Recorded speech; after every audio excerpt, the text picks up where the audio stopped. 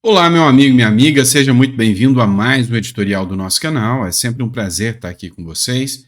Vocês devem ter acompanhado atônitos desde amanhã dessa quinta-feira as ações que foram impetradas por ordem do Supremo Tribunal Federal e que atingiram aí o ex-presidente da República, o Jair Messias Bolsonaro, mas não só o Bolsonaro. Atingiu também o próprio Costa Neto, que é o líder do partido, atingiu o Anderson Torres, e inclusive um assessor direto do Bolsonaro acabou tendo a prisão decretada e está preso, que é o Felipe Martins. A gente vai falar sobre tudo isso aqui para vocês, vamos trazer um pouco das informações sobre esse acontecimento. Bora lá?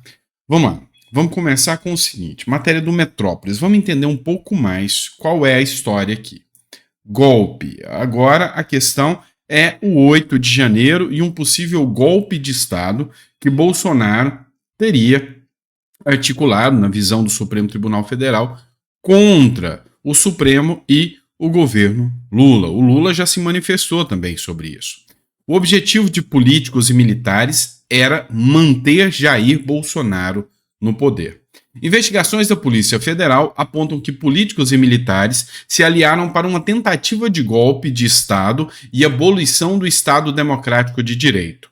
O objetivo, segundo apurações, era manter Jair Bolsonaro no poder e colocar dúvidas o resultado das eleições realizadas em 2022.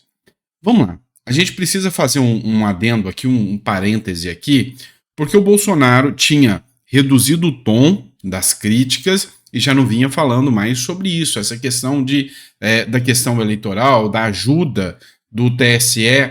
E o Bolsonaro deu uma entrevista, fez a live, depois teve ações contra o seu filho, o Carlos Bolsonaro, e aí ele deu uma entrevista, uma outra live para um influenciador português. E nessa entrevista, o Bolsonaro fez críticas, dizendo que o TSE tinha ajudado o Lula, que articulou de todas as formas para que o Lula entrasse no poder. E aí foi o estopim que fez com que agora o próprio judiciário partisse para cima do Bolsonaro novamente. Vamos lá. Os alvos são aliados do ex-presidente Jair Bolsonaro. Entre eles estão o presidente do Partido Liberal, que é o Costa Neto, o ex-chefe de Gabinete de Segurança Institucional, o Augusto Heleno, além do ex-ministro Braga Neto e Anderson Torres. Um dos presos foi o Felipe Martins, ex-assessor para assuntos internacionais da presidência. O outro ex-assessor preso foi o coronel Marcelo Câmara, ex-ajudante de ordem de Bolsonaro. Policiais federais cumprem medidas judiciais nos estados do Amazonas, Rio de Janeiro, São Paulo, Minas Gerais, Mato Grosso do Sul, Ceará, Espírito Santo, Paraná, Goiás e no Distrito Federal. Segundo a PF, o grupo investigado se dividiu em núcleos de atuação para disseminar a ocorrência de fraudes nas eleições de 2022, antes mesmo da realização do pleito, de modo a viabilizar e legitimar uma intervenção militar em dinâmica de milícia digital. Ou seja, a acusação que aconteceu aqui é de que o Bolsonaro tentou criar uma disruptura, falando que poderia acontecer uma fraude eleitoral e mesmo antes da eleição aconteceu, ou seja, uma ação que o próprio Donald Trump é acusado da mesma forma lá nos Estados Unidos. O assessor que foi preso é o Felipe Martins.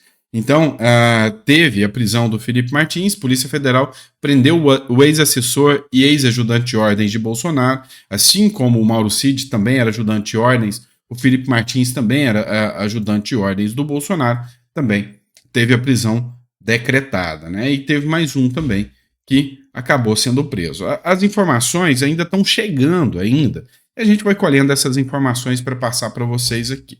Mas assim, as críticas, e inclusive alguns deputados, falaram que isso aqui é uma ação que o PT queria que acontecesse. Por exemplo, essa matéria do UOL. O PT exige a prisão de Bolsonaro após novo ataque ao judiciário. Ou seja, literalmente, aqui vem a ação aqui mostrando que é uma retaliação às falas do Bolsonaro, principalmente com aquele jornal português. Aí aqui entra num paradoxo aqui. Por quê? Depois daquela live portuguesa, com o canal português, aquilo acabou tendo uma repercussão internacional. E essa ação mirando o Bolsonaro, prendendo ex-assessores, acaba que vai ter uma pequena repercussão internacional. O Lula, o presidente, ele já se manifestou sobre o caso e disse o seguinte: tentativa de golpe não teria ocorrido sem Bolsonaro, diz Lula. O presidente Lula falou na manhã dessa quinta-feira sobre a operação da PF, que mira o ex-presidente Bolsonaro e ex-ministros e assessores e chefes das Forças Armadas.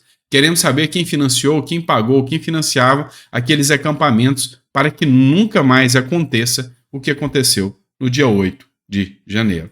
E aí vem logo depois, de um dia antes, o Lula ter xingado o Bolsonaro, aquela gente de desgraçada e aquela gente de não sei mais o que. Então, assim, ou seja, hoje a questão aqui já não é mais política. A questão aqui é de rivalidade intrínseca mesmo entre o atual presidente e o ex-presidente da República. É uma guerra aqui grande. E nessa guerra grande, a gente sabe que hoje o Poder Judiciário está do lado do atual presidente e aqui, sabe, vai chegar até Bolsonaro. Ele já sinalizou aqui e fez o teste de forças aqui, ó. Nós vamos chegar até o Bolsonaro.